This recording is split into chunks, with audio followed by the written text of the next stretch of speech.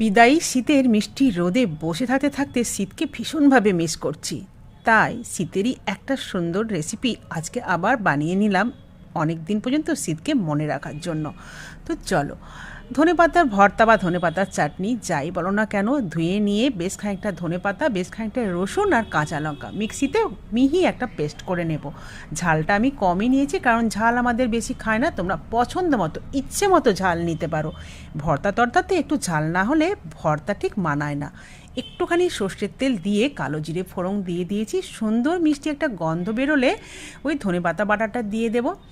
এবার বেশ নাড়তেই থাকবো। নুন আর পরিমাণ মতো একটুখানি আমি দেব চিনি, কারণ চিনিটা টেস্টটাকে ব্যালেন্স করবে, এনহ্যান্স করবে টেস্টটাকে। আর আমাদের এই ধনেপাতার চাটনিটা হবে টক ঝাল মিষ্টি।